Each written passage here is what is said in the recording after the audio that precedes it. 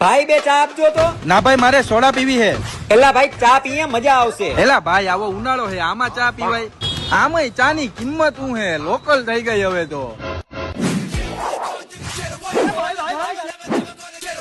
ચા થોડીક મોરી હોય કે મીઠી હોય તો એના ઉપરથી ઝઘડો થઈ જાય અને પાછી એ જ ચાથી એ ઝઘડાનું સમાધાન થઈ જાય. કોઈ પણ મીટિંગ ફંક્શન પ્રસંગ હોય તો એમાં સૌથી મોખરે પેલા ચાનું સ્થાન હોય છે. કોઈને આવકારો આપવો હોય તો સૌથી પેલા ચાનું નામ લેવાય છે. ઘરે મહેમાન આવે તો ચા બનાવે. કોઈ પણ સગાવાલાને અંદરો અંદર મનદુખ થયું હોય તો એ મનદુખ દૂર કરવા માટે પણ ચાનો ઉપયોગ થાય છે. કોઈ પણ મહેફિલ સુની સુની લાગતી હોય એમાં ચા આવી જાય ને તો મહેફિલનો રંગ જામી જાય છે. સવારે ઉઠો તો ચા, માથું દુખે તો ચા, મોડી રાત સુધી જાગવું હોય તો ચા. ચા વેચી વેચીને માણસ કરોડપતિ બને છે. ચા વેચી વેચીને માણસ પ્રાઇમ મિનિસ્ટર બને છે. અને તું મને પૂછે છે કે ચાની કિંમત શું છે?